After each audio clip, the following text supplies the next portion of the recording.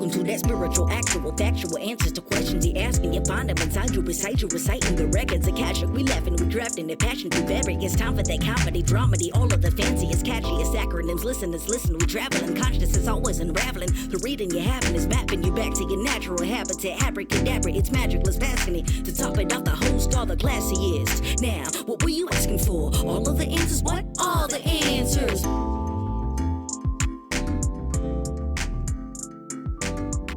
Hi. Hello, everybody. How are you guys? Can you hear me? But there's millions of dogs on my person. Yes, I sure did. Didn't I get louder? Yes, kiss me on my mouth. Yeah, thank you. So Kelly read something this morning that proves that the tail does actually wag the dog. What? Apparently, the wagging of the tail releases chemicals. I just heard this. Oh, God, you guys must have read the same article or listened to the same podcast. I'll tell you what it is from what I heard them say. So it's either armchair expert or... Yes. We've already substantiated, but what's... That's what it is. Smartless? Smartless, yeah. It's either one of those two. So have what they said... you guys seen the Smartless documentary? Not yet, Sorry it's on my keep list. Interrupting you. That's how you roll. I'm You're here. The guy I'm who here, talks motherfuckers. on top of stuff, and that's what happens. It's just how life is. What they said in the thing was, wait, let me get recording so we can actually talk about this. Okay, now I'm recording and I'm talking. Live testing. What? You're talking? Testing. Done. Working. Everybody wins. Yes, I heard that on Armchair Expert that when they're wagging their tail, they're spreading the pheromone that communicates, I want to play. Oh. So they're like, I want to play. And it comes off their body, but they spread it around with their tail wagginess. Okay. So it's that. Wow. I didn't get to the point where it's an external release. What do you mean? Like it's putting it out. Giving it to other dogs. It's not just the internal, whatever we have when we laugh. What's that called? We release endorphins. Let's all pretend we know science. Go. I can't pretend at all. But they're like, hey, I'm ready to play. And like, feel it. I'm wagging my tail. Feel the joy. I mean, according to this one dog expert on this one podcast that we both heard, apparently. But when I whip my dick out and slap it across my thighs, no one gets the hint. I just want to play. I was like, what exactly are you trying to communicate with that? You're choice? just at the wrong events. Yeah, you're at the wrong parties. That's true. Well, welcome here, Desmond. Welcome to the podcast. Guys, we got Desmond in the house. What do we owe slapping his dick around? Slapping his dick in our faces.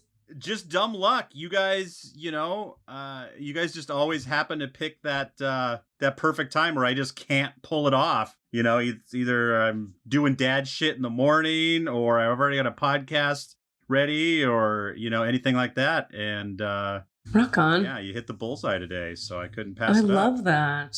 Yeah. I'm loving everything you're saying from your mouth hole.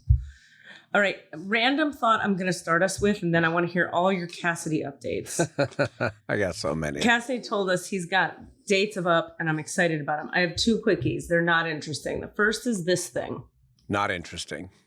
That looks like a very fancy vibrator. Correct. I'm going to describe it. It looks kind of like a mouse, like a computer mouse, only it's got two round silver nodules that could be like Benoit balls. Or giant, what we used to call steelies when we were playing marbles. And it's a, quote, facial massager. Yeah, it's emitting low levels of something fancy. And I'm running it up my jawline so that I can stop looking like my jaw is falling down the way jaws do as you age. And now I'm running it over my lip. And I can feel the little electrolysis, whatever the fuck it's doing. And then you run it over your 11s like this. Ladies, you know about the 11s. Then you run it up the forehead like this, and it's supposed to keep you young forever. Forever.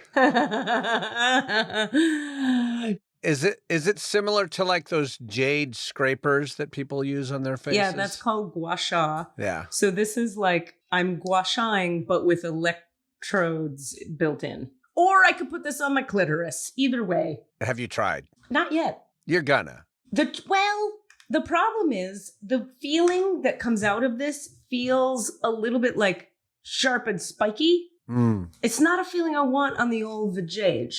I should tell you guys what. Promise me you'll try.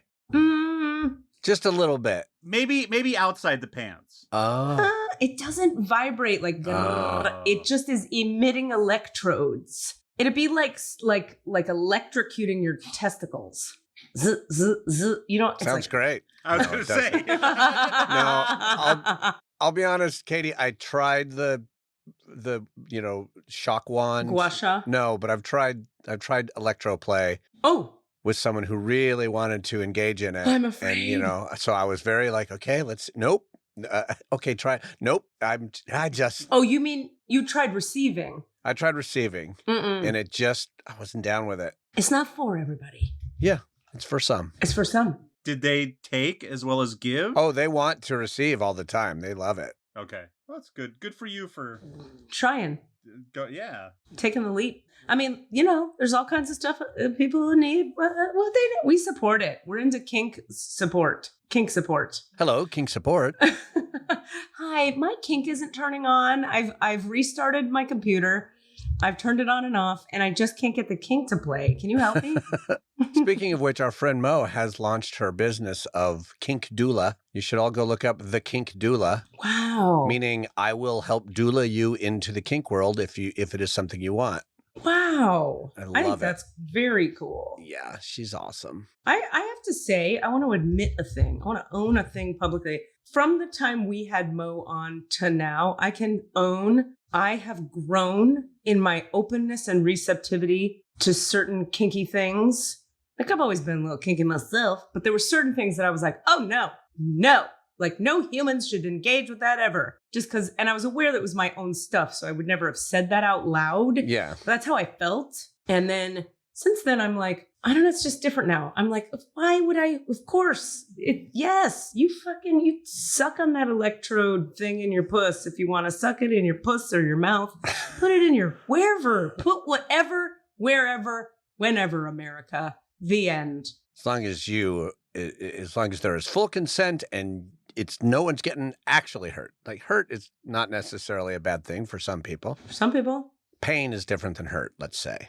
Did I ever tell you the story of I got invited to a sex party. It was in Sacramento 100 years ago. And back when I was just 50 years old, 100 years ago, I was invited to a sex party, which it would never happen today. Who's inviting me to a sex party now? Nobody. Anyway, I come in and there was it was very eyes wide shut. But also in the back, I feel like I probably told you this. There was a separate room for we have nails, and they had literal nails that you hammer into a wall, pins and needles. And also, what are those called that if your shirt split open, you would pin safety pins. Safety pins. And there was a plastic sheet on the bed and the floor. For blood play? For if you bleed.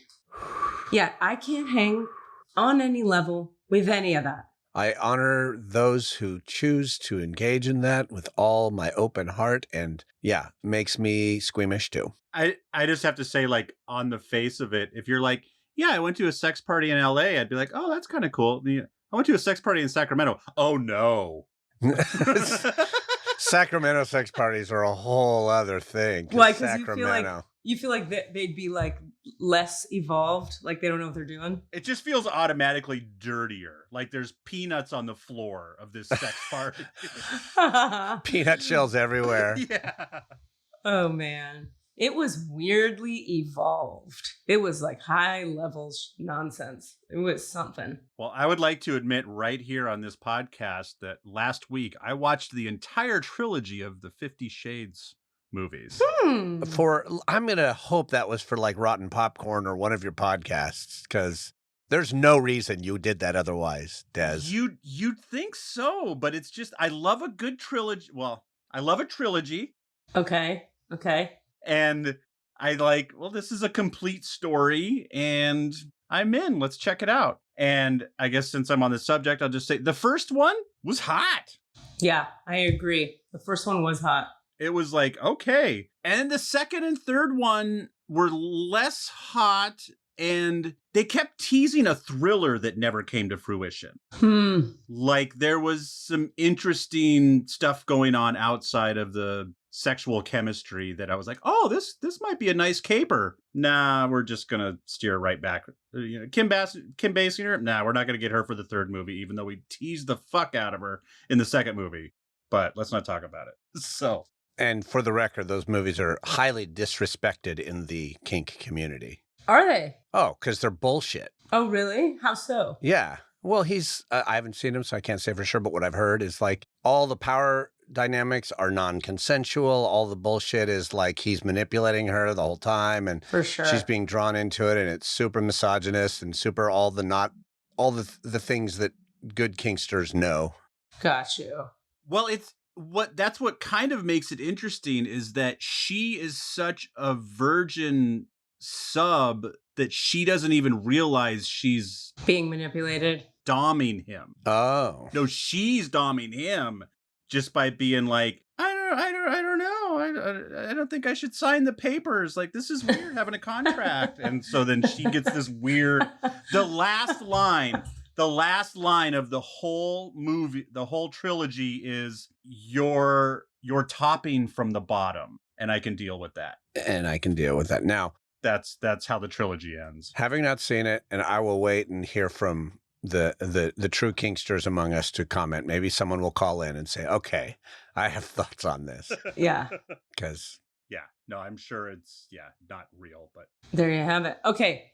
Okay, wait. Here's my last thing. So I have your thing was, you got more kinky with your gua sha thing. Two things. Gua sha face kink, not a kink in any way. Second thing is I have solved, so the current problem of Katie Rubin's life, I'm going to share the problem, and then I'm going to share the solution I've come to.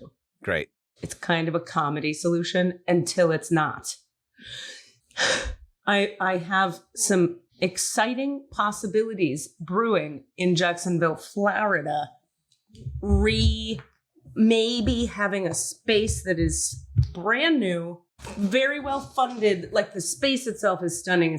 It's a theater that is a person I know. I can't be too specific. Not in the theater, got a huge amount of money to build a very beautiful space that they are into the idea of me having a theater company inside of.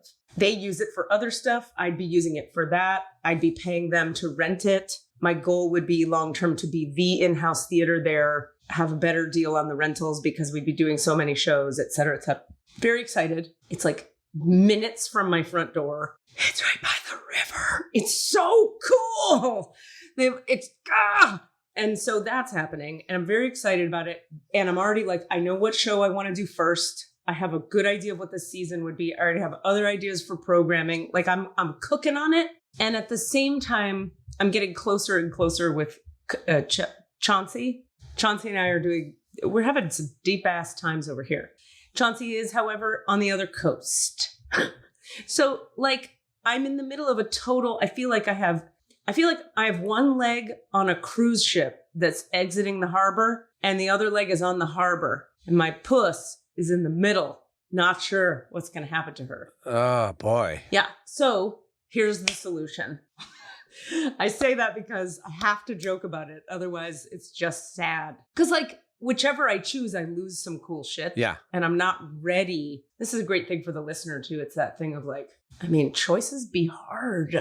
Yeah. There's one way to frame it, which is like, well, no matter which I choose, I get something great. But then the other thing is, and I lose something great. I think both things are true, right? So it's like, that's reality. Okay, let's talk about reality. Solution is a Sprinter van. And you just drive back and forth across the country. You mean like a decked out one that you get to live in when you're driving? Because flying, terrible for me. But Sprinter van can have its own Wi-Fi. It's my house on my back. I'd be a turtle. I'd be a fast-moving turtle, zipping back and forth across the land at whenever I want. But then I don't have to like fuck with my business. One of the things that was hard was like, you have to get to the hotel by the time the class is starting so that I can get my Zoom set up. And then which time zone am I in? Which would still be hard, the time zone navigation.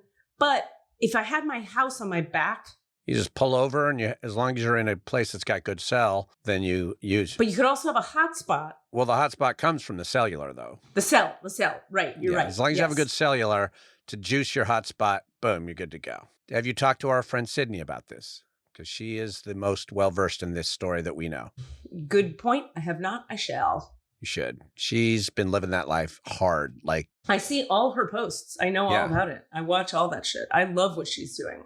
That's the shiz right there. Her van is the bomb. It's really nice, but it's not like super fancy and expensive. And she kitted it out, but she did a great job. I remember. Yeah. So, meow. Okay. I love it. I'm in. Thank you. Appreciate you. I'm in your Sprinter van. I'm in your Katie Rubin. I'm watching you masturbate with your gua sha device. I've got a camera already in your Sprinter van. I'm watching you electrocute your own clitoris. Good job. Nice. I am now when I close my eyes.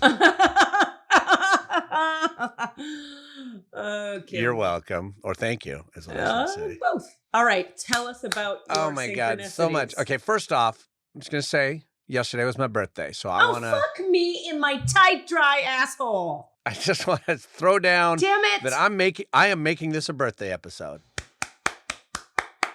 Okay, Desmond, please. Happy birthday to you. Zoom seems the worst. Happy birthday to you. Happy birthday, dear Cassidy, Jamal Jackson, Malcolm, Jamal Warner Brown. Happy birthday to you. Thank you, guys. I love you. God, I'm so sorry we didn't open with that. I'm a failure as a friend. I love you and you matter to me. I know I do, and I appreciate that. Okay. I put on my Facebook this morning, I was like, thank you, all the Facebook love. This Enneagram 3 really loves being acknowledged by a bunch of awesome people. Aww. And then what the surprising thing was my seemingly sort of vanilla friend from growing up, high school friend. I mean, Enneagram's not that outrageous, but still. Yeah. Did not assume she would be like, oh, well, this Enneagram 2 failed to acknowledge it, and I'm so sorry. Aw. And it was just so sweet. They're like, and then I commented on that, and then she's like, well, I'm a wing 1. So I was like, oh, you're in deep, And that was really cool to learn about an old friend who totally knows Enneagram. I love that. That's nice. Yeah. So, so maybe if we have time, we'll jump into the records and ask some, or do a card or something that just says it is a new year. Mm. Interesting. Oh. So you got a lot of Geminis in your life. Yep. Okay. Let's look at it. We can totally look at that. I love that. Now, what is your connection to the Gemini? And I guess the Taurus. What's next? What comes up on the 21st? I get it wrong. I'll pull it up. It's not Leo. Leo's later. Yeah, hold on. I'll pull it up. I think it's Taurus, but I'm not certain. But carry on. All right. So we'll do that a little later. But for the listener, I texted Desmond and Katie earlier. I was like, I have too many things I have to share, so I'm going to put my put my thumb on the scale right ahead of time and say, I got a lot of shit I want to share with you. Just took this family trip that was so many things. I'll probably tear up at some point during this podcast because so many goddamn things happened. So we drove to New Mexico. Well, actually, no, that's not true. My brother and his family, my sister-in-law and my niece and my nephew and my parents all drove together in one big vehicle out to New Mexico from California. And then I flew out a couple days later and met them there and landed. Was it a Sprinter van? It was not. It was like a damn it Honda Odyssey or some shit like that. Lame. After that, I must say it goes Gemini, Cancer, Leo. Cancer. That's the one. Which maybe I should have been. And I think we talked about this in the past. June 21? Well, the fact that I was 7 weeks premature and which almost puts me into Leo. Mm-hmm.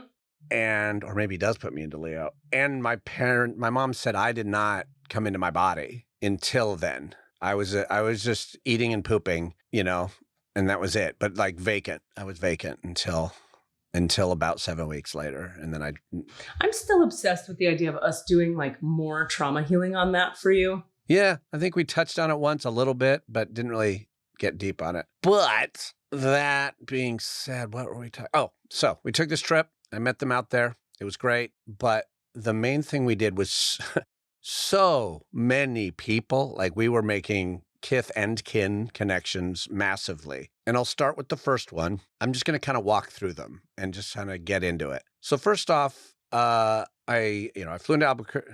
You know what I'm going to do? I'm sorry for who I am. You know what I'm going to do? While you're talking, I'm going to be in your records and I'm going to pull 3 cards of a reflection from consciousness about the trip. Great. Love it. I love it. Okay. I dig it. Don't be sorry for who you are. Never apologize. You are the best. I love you. I love you. You are whole, perfect, and complete right this very moment. Just the way you are. Just the way. I love you just the way you are. So don't go changing. Try to please me. Never. That's actually a deep song. It fucking is. It's a codependency. It's a liberation from codependency song. Yeah. That's deep. That's hella something.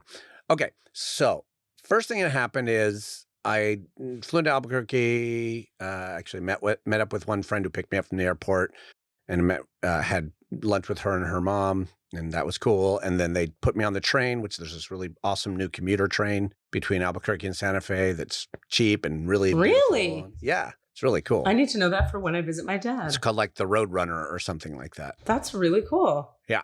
That was really neat. And then I got there and the whole crew had like driven into town from wherever they were staying, including I've told the story of my senior year of high school living with a family and having a temporary mom and a temporary sister because my parents left Los Alamos because they had to get the fuck out. And I wanted to stay behind and finish high school. I think I've talked about this before. Yes, Doesn't but matter. wait, remind me, why did they have to get the fuck out? Because they just couldn't take it anymore. It's a very conservative town. It was weird, just the energy. Albuquerque? Los Alamos. My bad.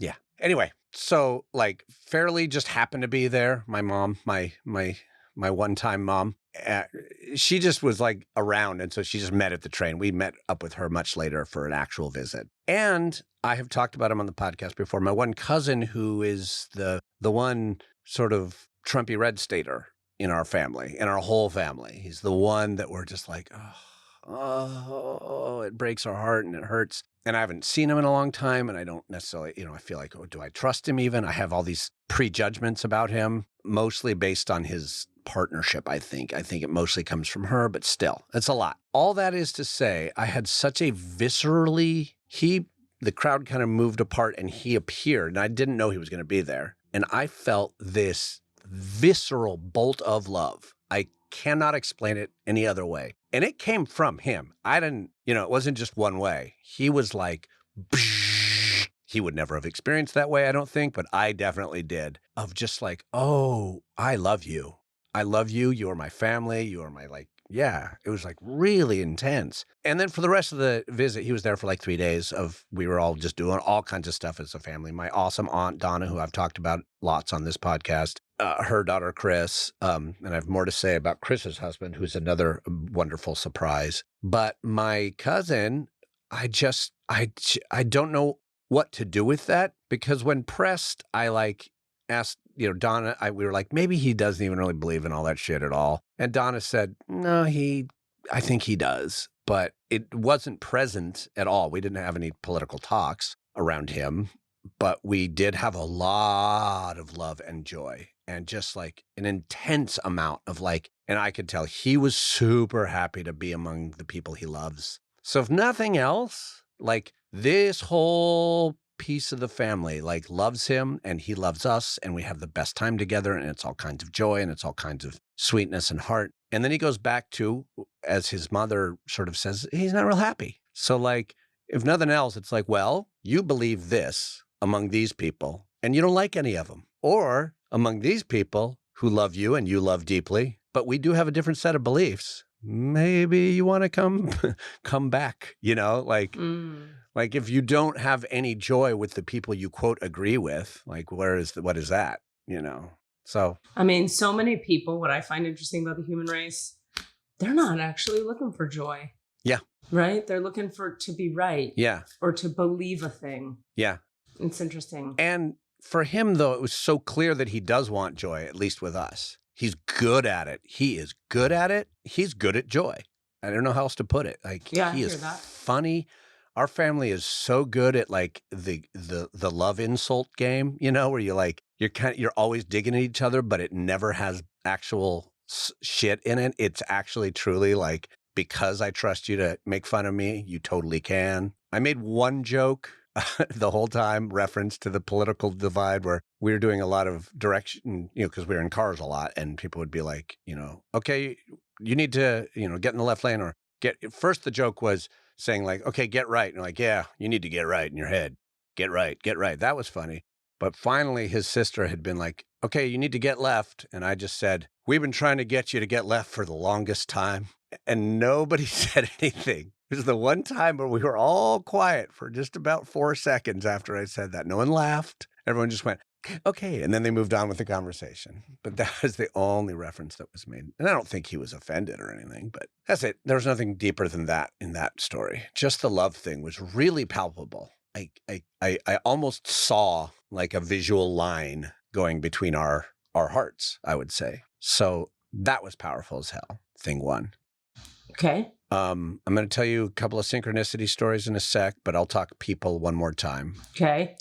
So we had a lot of other experiences with people that I already knew I loved. 2 people who are sort of sister figures or cousin figures, kith, who are of my generation, who I hadn't seen for a really long time. The moment we sat down across the table from each other, just like dropped right in of just like, oh, yes. In concord, sharing ideas, thinking thoughts, and just like, there was no awkwardness at all. It was just so beautiful to just be like, me and Ashley were just like, boom, boom, boom, boom, boom. We could have talked for hours. And her daughter, who's going to college next year, is amazing and super cool as shit and all that stuff. So that was cool. And then another sort of cousin figure, Miri. Again, I hadn't seen her in a while. Boom, dropped right in. That was really cool. Had that great connection. But then my cousin's husband, I'm going to say his name, doesn't matter, because I'm only going to say lovely, nice things about him, Danny, who I have not seen in fucking 20 years maybe. So Chris, my cousin, who I've always known is pretty cool and down and progressive in a cowboy world. They live in a cowboy world, very much so. And so I was always like proud of her for being cool and progressive with her politics and emotions. And I discovered that she's way more that than I ever thought, which is great, just from conversations we were having. And then, but her husband, Danny, is the perfect version of the liberal redneck. Like, he passes himself off as, I don't know, I'm just some dumb hick who just sits on the couch and watches golf. And then he just fucking drops deep knowledge about, the bullshit in the world he lives in, the employee he had, the young gay man who worked for him for a while, and the conversations they would have. And there's no pretense, and he's not speaking the language in any kind of checkboxy way. He's just so simple with like something he said that was similar to what we were talking about with the kink, is he was like, what the fuck business is it of mine? It doesn't mean shit to me. It doesn't, like, why the fuck do I care except to love? But like about the idea of like whether, gay or trans or anything, he was just like, I don't understand. It doesn't matter. Why do people, and he, in the best way, it doesn't matter. Like, it doesn't affect me. What the fuck is the problem? It was just so deep, and it was so simple and not caught up in even our sort of liberal progressive language of careful language. He's just smart as hell. So smart. And he's an incredible visual artist.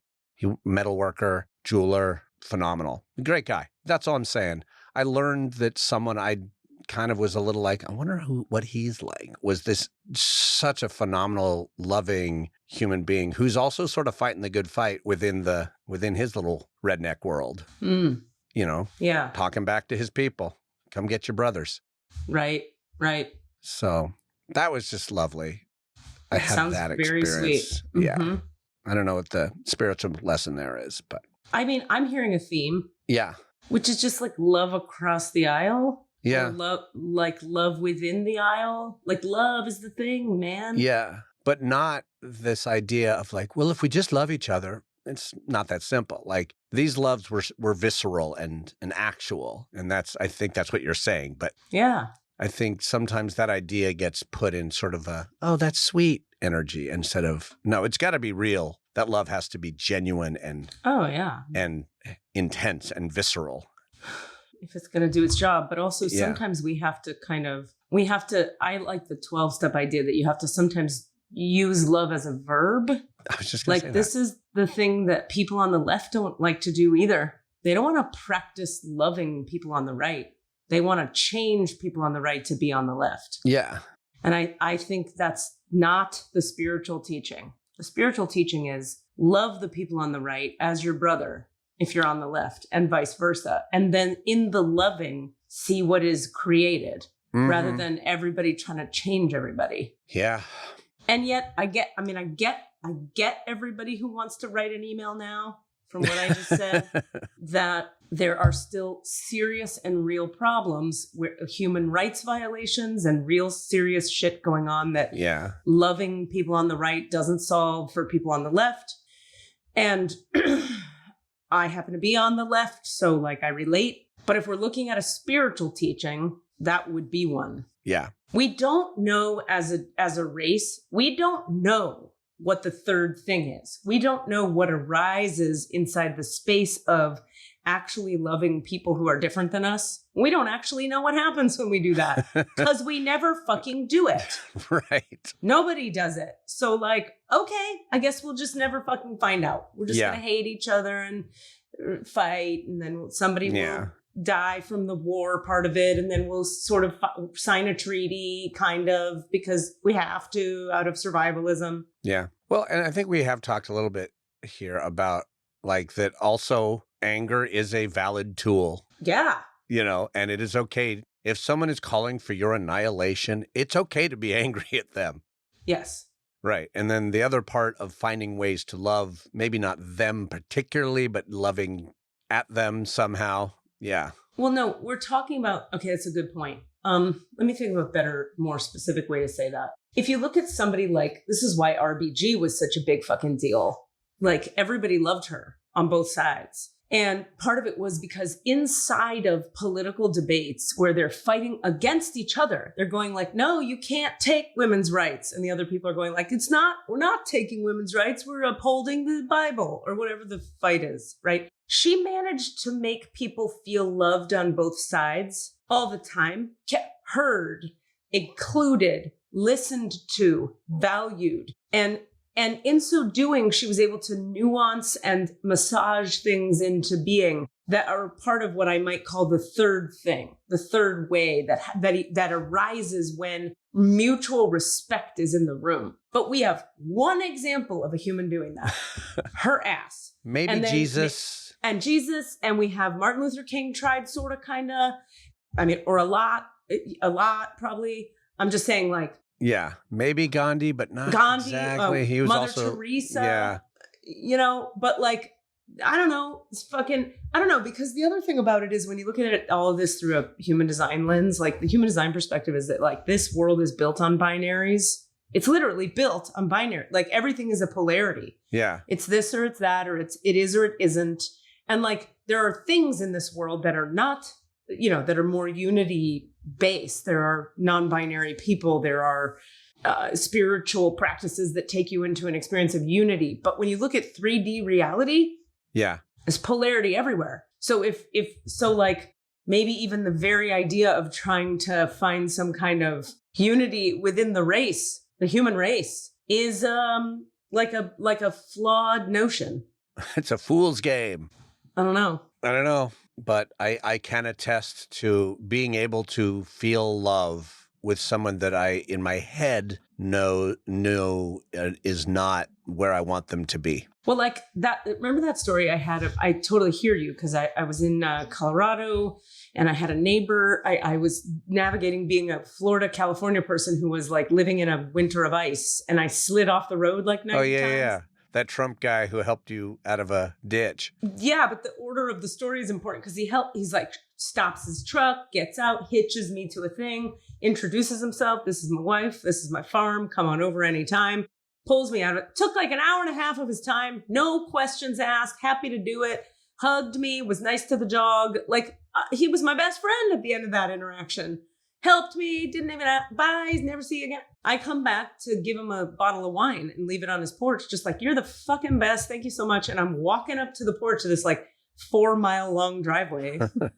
And slowly behind the house, these Trump flags reveal themselves. And I'm like, what do I do? Like, I not only felt like, do I leave him the wine still? But I felt like, am I safe here now? Yeah. Am I safe? I'm a fucking Jew. Yeah. You know? Anyway, I did leave the wine. I left a note. Thank you so much. He texted me back. No problem. Come over anytime. We did not hang out again. But yeah. Yeah. What do you do with that? I just behaved lovingly because he behaved lovingly. And we did the verb of love. And were I a more integrated into the human race person, what I would want to try to do would be to like be on some kind of committee with him, some kind of like the town has a committee for the arts or a committee for like, we're going to pave the roads. Yeah. And I'd want to try to be on that committee and like deal with him. Yeah. Like, could I be loving with him, but disagree on stuff about the roads and still be loving? And what would that create? Yeah. I don't know, because I took too much of a wuss to do it. And we didn't want to ruin a good time by getting into any kind of conversation about it on this trip. Exactly. I mean, and should you have? I don't, not necessarily. I mean, I do think we were love verbing the whole, like, that's what was so deep about this whole trip, was just like, I'm so grateful to who my family is and the way in which we were able to just continue to operate pretty smoothly. A couple of people were making like, oh, it's like herding cats jokes. But I was like, it actually isn't, you guys. This is not herding cats. This is occasionally going, wait, who's going where? Okay. Everybody got their shoes on? Great. But everything else was just so juicy and full of just like fun and laughter and food and games and laughter and more laughter, a lot of laughter. And just, from the youngest to the oldest, it was just awesome. I'm so lucky. That's my main takeaway on this. I am so aware of the fortune that brings me that family. Yeah. It didn't have to be that way. It sure fucking didn't. Look at me. Sure did not have to be that way. Look over here. Look at my face. I'm looking. Gua sha exists. I don't need gua sha. Because of people like me and my family. I am gua sha-less because I don't need to gua sha. Desmond? Yeah, I just want to say that, like, I think just generally conversing with people like that is worth way more than taking a deep dive into something political and seeing what might be at the root. Like, the fact that he might be somewhere at work right now going, I spent the weekend with my gay liberal leftist California cousin, and it was awesome. He was cool, and we chatted, and and I didn't even want to punch him once. It was awesome. But like, that's worth way more than just like, yeah, we got deep and we really found out where we disagreed deep down. Thank God for that, because that was important. Yeah, right. Exactly. Good point. Yeah. Good point. Yeah. Okay, now synchronicities. Two quick ones. Amazing day where we first drove down to White Rock, which is the sort of bedroom community to Los Alamos, where I grew up. It's like a town within a town or next to a town. And the day looked like this. We drove to White Rock, saw some sights, including the house I grew up in. And then we went on to Bandelier National Monument, which is an incredible hike through ruins of all kinds and a beautiful land. It's the best. It's a deep canyon near Los Alamos. And then we went up onto the Jemez Mountains and went to the Valle Grande, which is this incredible series of calderas, which is like collapsed volcanic cones valley that's just so stunning. We didn't hike it this time. We just looked at it. And then we drove down into Los Alamos and drove around the town I grew up in. So the synchronicities that occurred on that were, we went down to Overlook Park, which is this incredible view over the Rio Grande, and you can see for miles and miles past all these mesas and stuff. And also, for you film buffs, the opening scene in the movie Silverado occurred there. If you can remember that moment, it's a great movie. We watched it on this trip and are reminded of it. Starring Kevin Costner, Kevin Kline, Danny Glover, all kinds of people. Okay, Jeff Goldblum. Then we drove to the house I grew up in, which is nearby, and looked at it from the outside. And luckily, the people who have more recently moved in have totally fixed it up, and it looks gorgeous because it looked like shit last time I visited it. Like, so sad, like it was falling down. So that was cool. And they came out right as we were leaving, like, what's going on? And we told them, and they said, oh, thank you.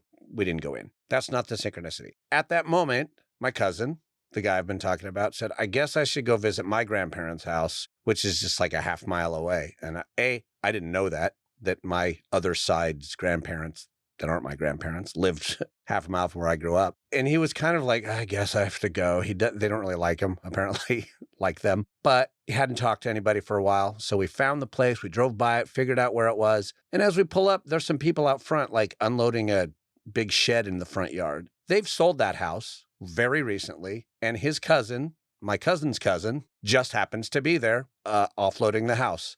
Should not have been there another day. There was no other time that they would have connected. And he was able to just walk up and catch up with his cousin and find out everything that was going on with the grandfather, who's still alive, but very old and dying and all the things. But just that moment of like, oh, of course, that's what's happening. The day we needed them to be there is the day we drove up. That's cool. And then we did some other stuff. And then we went on to Los Alamos and we pulled into the high school parking lot where my father, his sister, my mother, me, and my brother all went to high school. Wow. So that's a lot of people. And we were all there. And then his kids were there. And my brother's kids were with us. And anyway, we're like, well, we'll just poke around the campus a little bit because obviously it's summer and nobody was there. And this woman, I swear she materialized. I don't think she walked out of a building. My dad was like, no, she wasn't there before. She just materialized. Yeah. And starts walking towards us and has a little staff badge on. And it's like, hey, how's it going? Can I help you? And we said, oh, well, we all went to high school here. And she says, oh, well, I mean, they're doing the deep clean right now, so you can't see everything. But it was like she was there for her 2:00 tour. She just appeared out of nowhere just in time for us to be let in, like to the theater. I got to go into the theater that me, my mom, and my dad all had like done shows in. Were deeply important to, and was super important to our whole childhood. Wow. And she just like took us on a little tour of everything. Again, 10 minutes later, 10 minutes before, she would not have been there. She was doing something else. Wild. Just perfectly showed up right when she needed to. It was that sort of thing just kept happening on the trip where, oh, we were running late. Well, the reason now that we're running late, I ran into my friend that I knew from Camp Winter Rainbow in a restaurant because of the delay. Wow. That happened. So just more synchronicity just keeps popping up in my life. Or it may just be good luck, and I view it as synchronicity because that's what I want to do, because it's fun to notice. But let me ask you something. Let's learn a thing about doubt. Yeah. When you say, or it might be a fill in the blank, how does that feel in your body versus when you say, more synchronicities happening in my life? Maybe say it again and feel. Oh, I can already tell you. Okay. Yeah. It feels very true to say synchronicity. Feels like when I say synchronicity, that's what I want to say because that I keep noticing it and it lands with me as very powerful. Okay. And I think what happened just now is in the retelling, it didn't sound as interesting. I was editing. Uh-huh. It didn't sound, quote, for the listener in my brain pan as interesting or impactful as it felt to me to experience it. Of course. Right. Totally. So then your impulse is to then be like, I'm sorry for that stupid story. No, but also not only just apologize for the story, but then downplay the fact that you believed it was synchronistic. Yeah. But for the listener too, I want to, if you're open to it, it'd be cool if you actually said words, Cass, because I always talk about all this nonsense, but you're a separate person who's not me. Like, what does it feel like in your body when you say, or that's just what I want to believe and wasn't synchronous and no big deal. Like, what does that feel like in the body? I experience that when I say it, it feels like nothing in my body because it doesn't exist in my body. Okay. Because it's purely in the mind. Okay. It is purely my resistance to depth, my embarrassment about trying to attach meaning to something that might not sound to someone else. It's the three thing. Like I'm thinking about what you might think. Right. But that is I'd be interested in like the human design piece of like, what does that mean in terms of defined and undefined? Well, I can tell you. Please do. Well, because you have open head and ajna. Uh-huh. So, okay. The open head, this is big for you, but like the open head, literally anything going through it isn't yours. Yeah. Ever.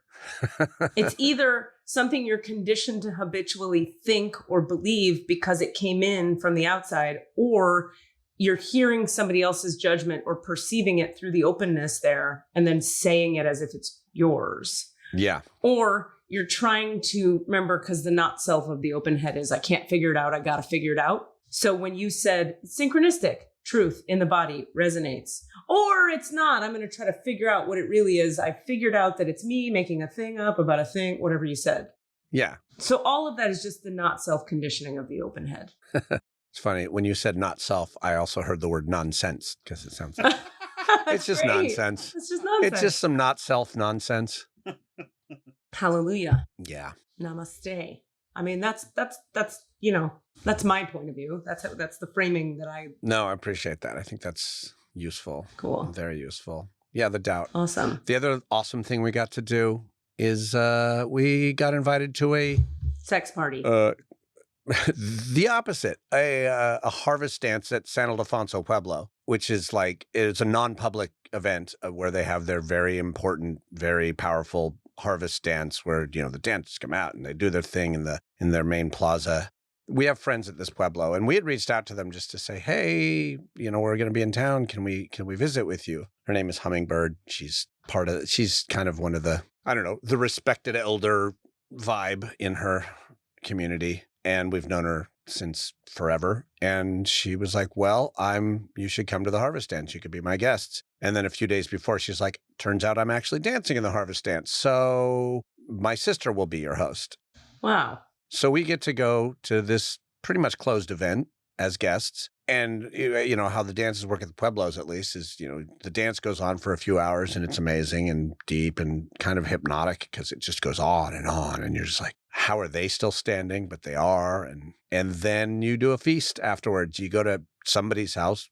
Multiple houses are hosting the feasts. And we went to Hummingbird's house, and Jesus Christ, the food. Just ridiculous. Just like the real deal, like, you know, passed down from generations and improved it through the generation. Just, such good food. Green chili stew, vegetables and meat and ground, and then this red chili with big hunks of beef and stuff, and then this other thing, pozole, and then like even the potato salad was remarkable. Even it was just like a mayonnaise potato salad, but it was like, that might be the best potato salad I've ever had. And this fresh baked bread that was obscenely good. And then they, of course, gave us like 3 loaves of it before we left. Like, here, take this. So just that wonderful, loving blessing that we were given to be able to be invited in, and be witness to, and take part in, and then to be able to be feasted afterwards in this, you know, and kind of, you know, be privy to some other folks' very deep traditions that are not mine. Yeah. So that was amazing. Very cool. Maybe synchronicity, just the fact that it was happening right when we were there. And that's how we got to see Hummingbird. So that was another beautiful thing. Like, just shit like this was non-stop this trip. And I got filled up with people. Like, okay, I am good. I have seen enough humans. Mm-hmm. But I never got tired of people. Oh, that's cool. Including my parents. You know, I was shepherding them around and kind of doing a lot of helpful sunning the whole time. And it was just joy. Just joy. Would you like to hear the 3 cards I pulled for you? Yes, I am. Just to put a button on it. Yeah. I pretty much told you most of the things I have to tell you about that trip. There it is. Awesome. So let's hear the cards. Is there anything specific you were hoping I would really hear, or we would land on, or we would talk about? I mean, sounded like the synchronicities felt important. The synchronicity is still just such a theme. And then we've talked about it a little bit in the sense of just saying that that seems to be a sign that I'm in flow with myself, or in alignment. What's the word? In alignment, and that it's just going to happen more, or I'm going to be aware of it more because of that. I am interested in one more thing, and that is my car karma currently. Oh, what's going on with that? So my car died recently, and I got a new car, and then that car had to go in the shop immediately because the big exclamation point happened, and it got fixed, but still, it was like that. And then my new car was parked with a plate welded on underneath it to protect the catalytic converter. But guess what was gone when I returned from my trip? My catalytic converter. Someone stole it? Yeah. and it wasn't discovered until the day I was returning, when my housemate went to move my car for street cleaning and was like, it's really loud and it smells like exhaust. And they still moved it, which is good. And then, so now I'm dealing with my catalytic converter, having to get that replaced. It's covered by insurance. I did the smart thing and lowered my theft deductible to 0. Wow. I'd already done that, so I pay 0 for all this, but it's still a big fucking pain in my ass. Sure. And so I am actually curious if there's something about why vehicles are hanging around my neck like an albatross lately. Yeah, I have some cards for you. And then I just sort of have the standard birthday, like, what is this year? What should I be looking towards this year? Oh, I guess that's the cards I just pulled. Okay.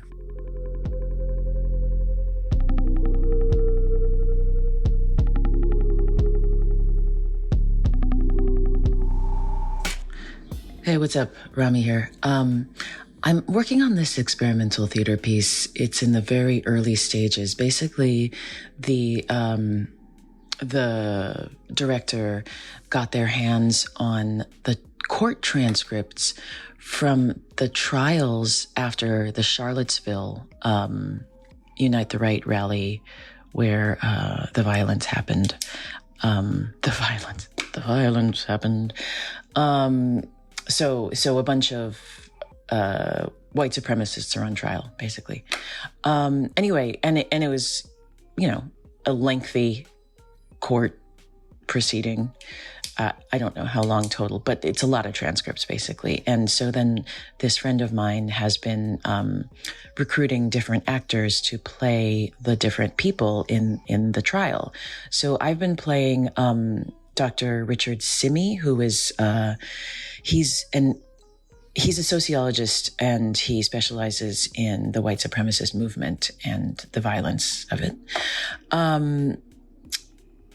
He is a professor, I can't think of where, but he embedded himself with a bunch of different white supremacists on the West Coast and gathered a lot of information, wrote a book, papers, done many, just innumerable interviews, and is just considered an expert on white supremacists. So anyway, at one point, he is an expert witness in the trial. So I've been playing him. So basically, I've been reading his part in these transcripts. So first, this is my third out of 3 days doing this is coming up, and we just had a little Zoom rehearsal with me and the other actors who will be in that section. And this section is going to get the craziest because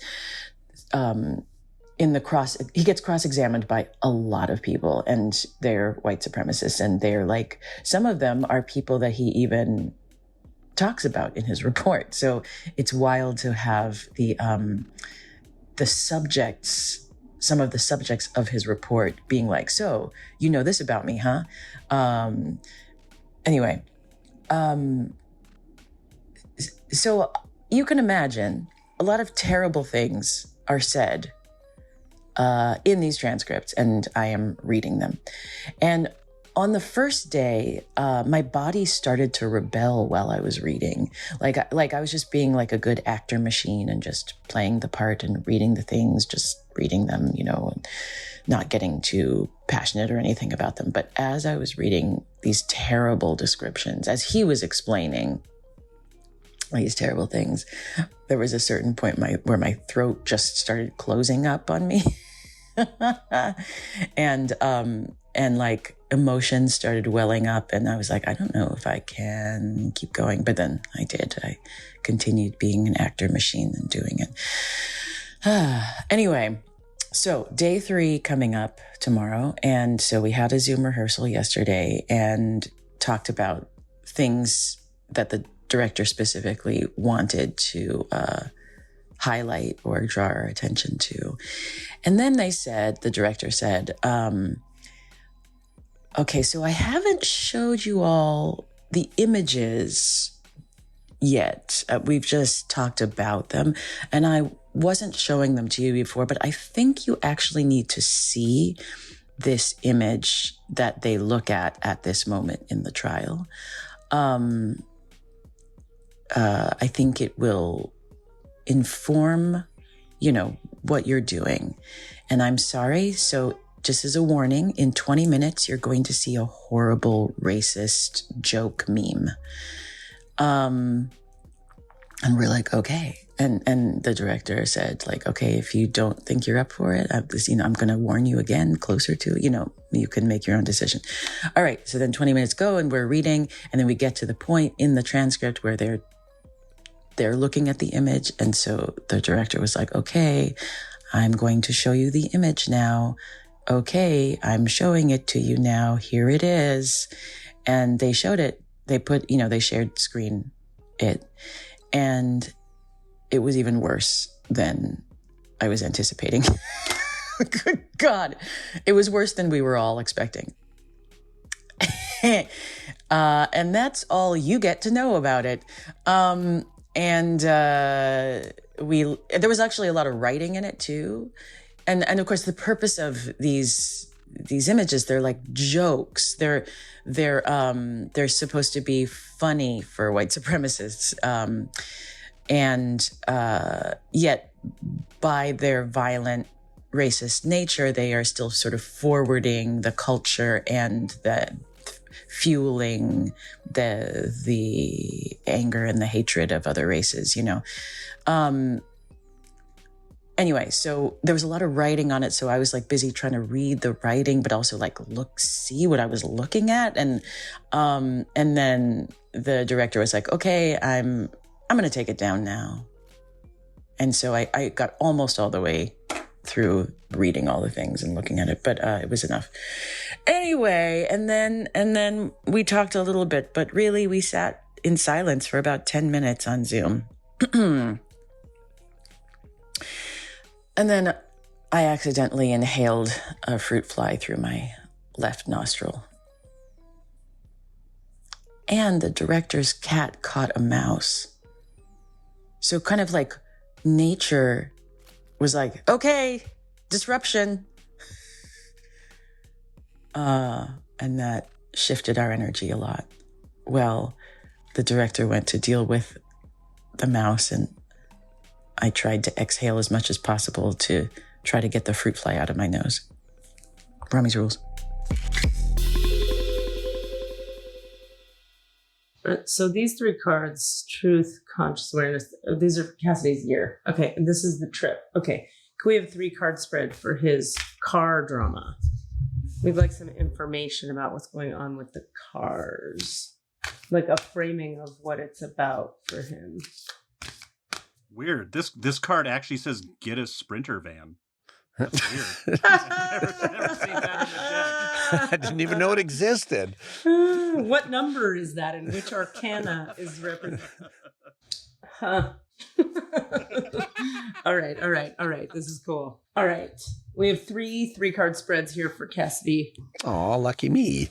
Yes. And so, okay, the first one, let's do the trip first. This one's interesting. I don't know what to make of it yet. So in the recent past, so this is during the trip, we have the reflection card reversed. It's a reflection, like a city and a boat on a river and the sky and the moon, but it's upside down. The present moment is the Archangel Gabriel, which I'm going to read what all these are. And the outcome is the Akashic Library. What? Yeah. 19. So let's look at this. So the recent past for Cassidy reversed. Reversed, this card can indicate a canceled or changed trip. However, it often goes much deeper than that. Water, the symbol of your emotional energy, is now on top. It washes over you, blocking your reflective experience and disrupting your life's journey. Indeed, you may have been experiencing an inner battle between your emotional needs and your intuitive voice, with the emotions often winning. The astral energy that feeds your psychic sensitivity can get lost when the lower emotions take over. It's time to look within and understand the emotional storms that are influencing you. Do they stem from lack or fear? Find out what motivates your emotional ups and downs. Meditate to reconnect to your source. When you calm the emotional seas, you will again be illuminated from above. Recent past. This is the recent past. So I mean, I feel like I already can speak to this, and it happened on this podcast. We addressed this past about travel. Oh, yeah. Specifically. Yeah. About me canceling or not committing to or being able to travel. And it was out of lack and fear. It was 100% out of lack and fear. Really cool. And yeah, and we've also talked about kind of, I've been working through some like emotional clouding and getting clearer. And in fact, tiny little thing on this trip, one of the things that I did when I visited one person, she had these pins in a bowl, and she was calling it pin tarot. Everyone would take a pin, and that was your pin. You got to have that pin. And my pin was a crescent moon with a cloud dragging across it, like leaving it. Wow. And I took that, that's a cloud and a moon. And I also took that to mean in the moment, because we were just kind of bullshitting about it. Like, oh, what does that mean? And I said, I see it as wisdom being revealed. And emotional clouds passing. Yeah. Clouds being pulled up, going off. And then moon to me is wisdom, I think. Feels pretty good. Okay. Yeah. Anyway, I just thought that was interesting. That theme is reinforced. Agreed. Okay. Present moment, Archangel Gabriel. Let's see what this is about. Who I played in college once. What? Yeah. In a new play about Joan of Arc. It was pretty awesome to get to play Archangel Gabriel. I felt pretty awesome about it. And it actually had some spiritual impact on me. No big deal. No big deal that I have a connection to Archie. And you just Archie Gabe. You just went back to is that where your college was? No, it wasn't. Okay. Different place. Okay. Archangel Gabriel, upright. Gabriel is the divine messenger, the archangel of communication. He comes with his trumpet and scroll, as well as 2 gentle sparrows, signifying powerful yet peaceful expression. On his chest, he wears the crest of Mercury, the god of communication. This loving angel carries the sacred words of truth into the world and brings them easily to you. I think this is the love ray with your cousin. Yeah. When the card appears upright, it indicates a profound connection to this wonderful presence. Your power of expression is on the rise now. You will have an easier time communicating with others, expressing your feelings, and even working on projects involving communication, such as publishing, counseling, teaching, mediumship, journalism, marketing, radio, or television. Now is the time for any of these endeavors, but no matter what you do, remember the power of words. Call on Gabriel to inspire you and let yourself sing out. I can get down with that. Okay, I have a download here. So this is the family time, including the cousin moment, but also everything else that occurred on this trip was a Gabriel download transmission that brought healing, activation, and alignment that contributes to the now for you in your career and life. Sorry, I'm nodding, and that doesn't read on a podcast. Does that make sense? That's pretty freaking cool. It's pretty straightforward and lovely and awesome.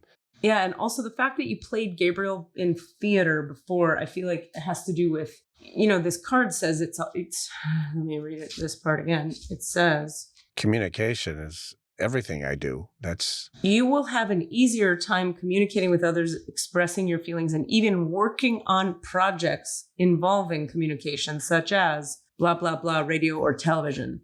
Such as theater. Coaching speechless people in communication. Yeah. Now is the time for any of these endeavors. But no matter what you do, remember the power of your words. Call on Gabriel to inspire you and let yourself sing out. If this were my reading, I'd be in my spiritual practice starting to talk to Archangel Gabriel and be like, hey, could I have like an acting job maybe? Yeah, I actually immediately landed on I don't usually like Christian imagery or things that seem to be connected to that, but I've also been thinking about getting a tattoo, and suddenly I was like, I'm going to get a tattoo of Archangel Gabriel.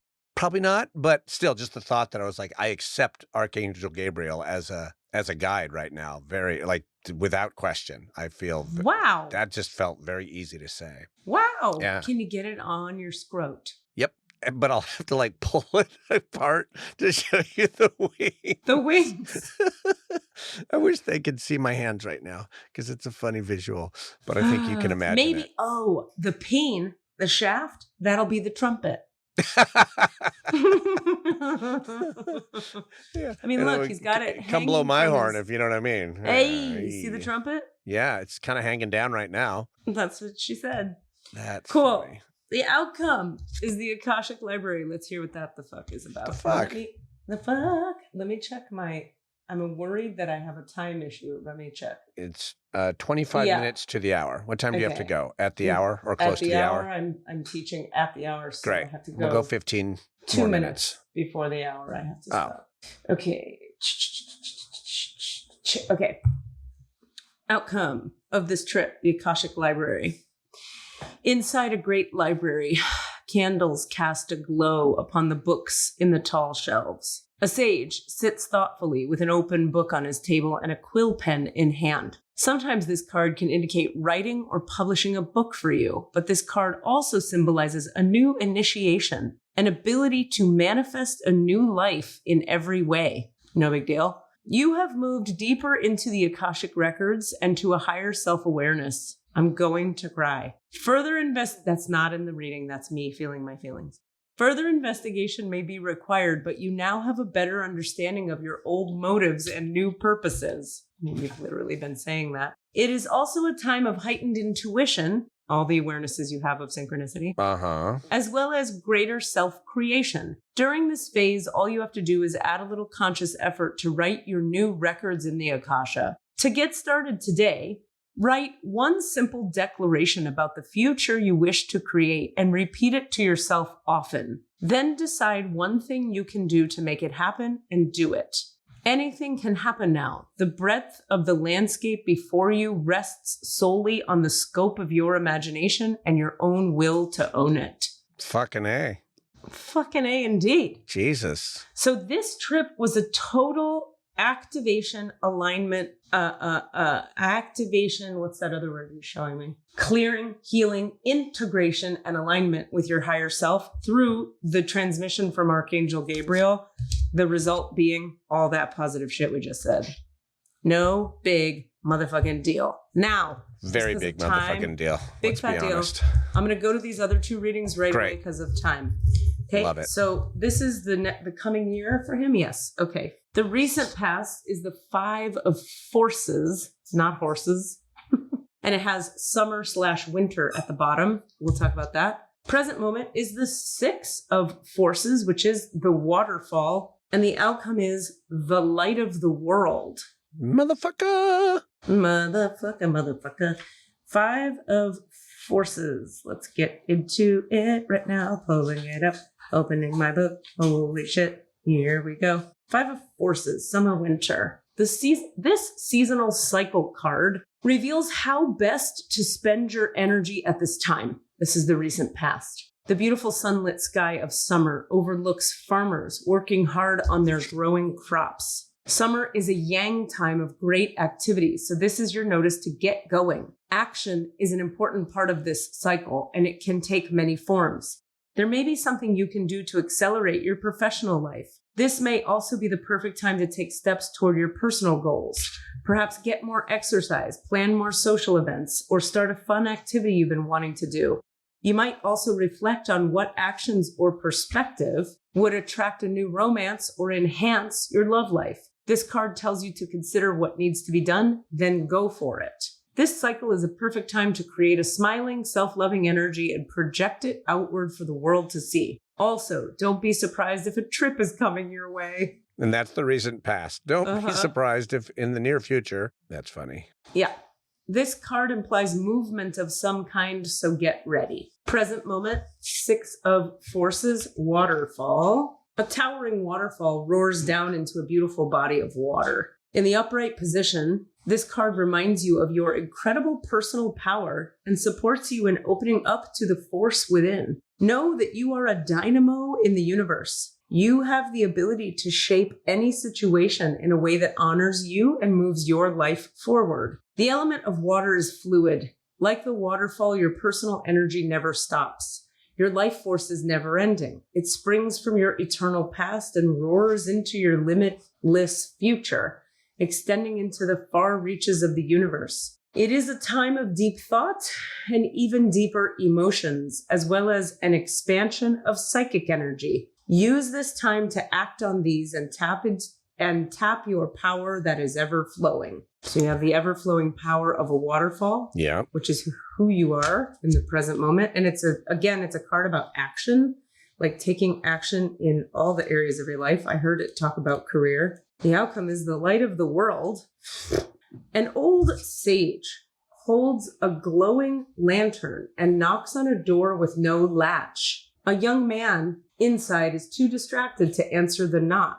Your divine being is trying to get your attention. All it takes is a moment of your awareness to open the door. Though your life may be busy, the opportunity now presents itself for you to move into a higher awareness. It's a great time to open to your higher self and all its wisdom and powers. It is your soul, your eternal being, who approaches, but it is up to you and only you to open the door.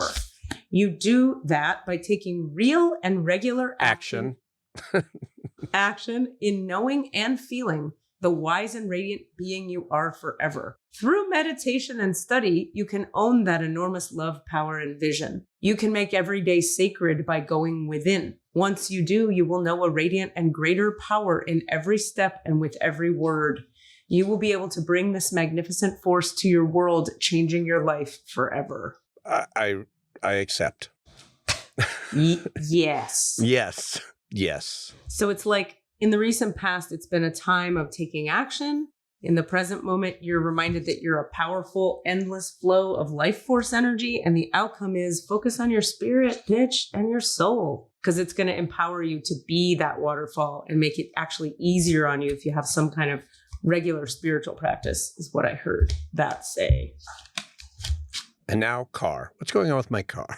And I want to just lean into also, remember this thing it said in the light of the world thing where it says, it is your soul, your eternal being who approaches, but it's up to you and only you to open the door. Yeah. You do that by taking regular action and knowing and feeling the wise and radiant being you are. Through meditation and study, you can own that enormous love, power, vision. You can make every day sacred by blah, blah. You get it. Okay, great. No big deal. It's 4:44, by the way, which is the time of the angels. When you see the 444, angels are present, very close. So archangels. This has been. So maybe Gabe's listening in. I mean, it's no coincidence that we're talking about Archangel Gabriel and all you activating your spiritual life and being aware of synchronicity and waking into your soul consciousness, and the fours show up. This has been a very synchronous chat. And I'm 54 also, which is like 5 and 4 is 9. I don't know what that means. There's probably something there, but we don't have time for that today. I don't know. 54 feels like there might be a number that's important there. That sounds right. Well, the 9 is about a very elevated spiritual energy, so we can talk about that too. All right, here's your car. What's going on with Cassidy's car? In the recent past, we have the Muse. In the present moment, we have the War of the Roses reversed. And the outcome is the Divine Physician. Interesting. The Muse. Hi, Squeezel. Oh, and Squeezel has risen like Jesus. Squeezel's like, it's almost time to be done. Yeah, can you come over here? Because I want to read this for him, and that's so comfortable. Thank you. Okay, the Muse. Can you lay down? Thank you so much. Oh, you're just so tired from all that resting, huh? Resting makes you tired, doesn't it, my little dude? Okay, the Muse. Recent past, about the car. The Muse plays a song of upliftment and imagination. The petals of inspiration drift upon the wind, filling the air with light and creativity. This card shows a time of very heightened resourcefulness and inventiveness for you. Any creative project, new or old, can receive exceptional energy now, both from you and from the universe. Call to the spirit muses and let them join you and the creator within to lift your projects to the skies. To me, I hear that being about the synchronicities that led you to getting handed a car. Oh, yeah. When your car died. Okay, and that's the recent past. So the 6 of Roses reversed. I get this card a lot in the upright position, but I haven't read the reverse, so I'm very curious. A relationship has broken. The conflict has disrupted your life, your work, and perhaps even your other relationships. You may feel great loss and sorrow, but it's important to see the situation for what it really is. Though your emotions have kept you involved, you've been in love with or attached to an illusion. Be honest with yourself about the type of person who's represented here. This isn't Prince Charming you've lost, it's King Henry VIII. The flag showing that your spirit directs your feelings finally flies high above the entire scene, its tatters displaying the efforts you've made. You're finally free from a struggle that has left you wounded. So clear the battlefield, your new life awaits. So your car was a pain in the ass, and it was on its way out, and it left. Yeah. Okay.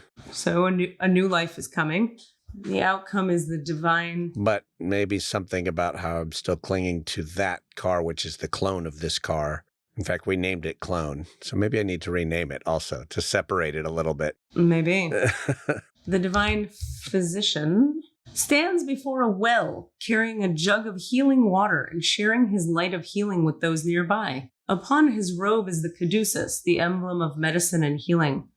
Called Dion Kesht by the Celts, he made the mortally wounded rise again through his incantation of sacred words. I feel like we're talking about the sick car.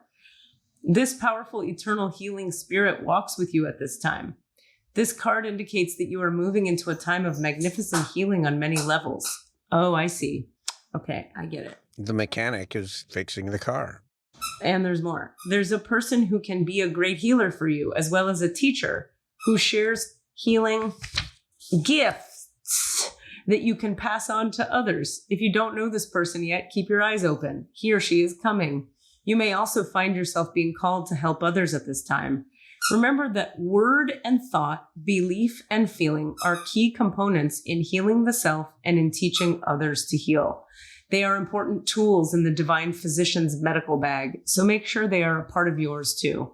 Know that the light of healing shines around you and through you. Such a radiant joy can bring well-being to all. So the metaphor of the car is getting healed, by the whoever. But the whole thing is a metaphor for all the healing that's occurring for you and who you're becoming in your life as a result. So you've let go of a heavy albatross around your neck. The car was showing you that the car, you could say, the old one, is just a reflection of the old Cassidy, who's passing away with his awakening into his higher eternal self, which brings him into communion with synchronicity. You're becoming this spiritual, the soul, where's that image? The light of the world. That's what this year is about, stepping into your eternal self, your soul self.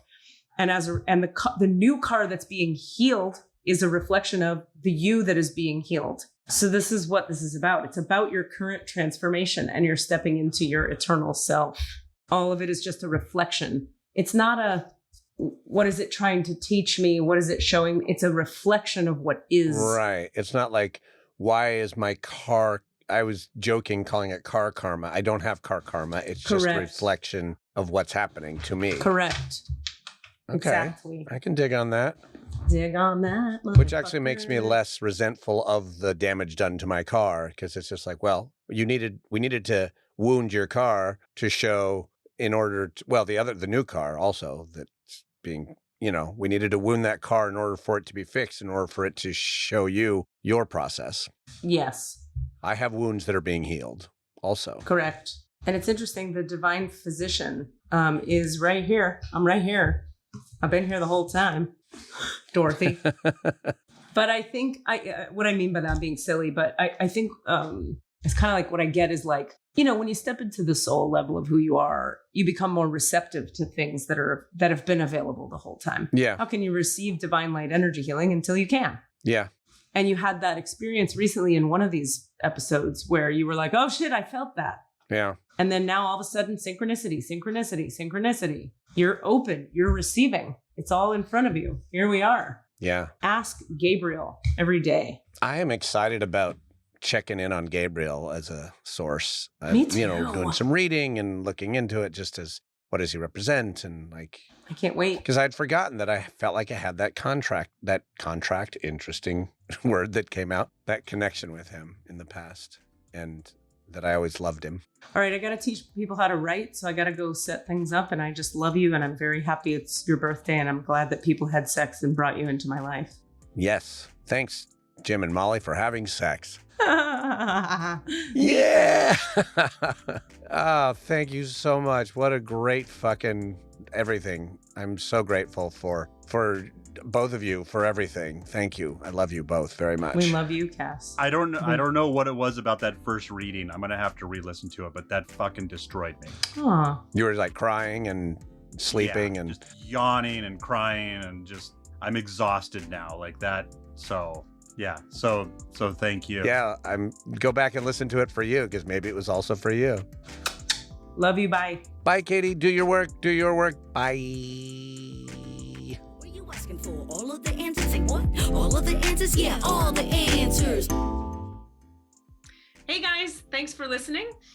We'd love to hear from you. Please email us with your questions so that we have questions to answer in the Akashic Records. Our email address is allanswerspod@gmail.com. That's allanswerspod@gmail.com.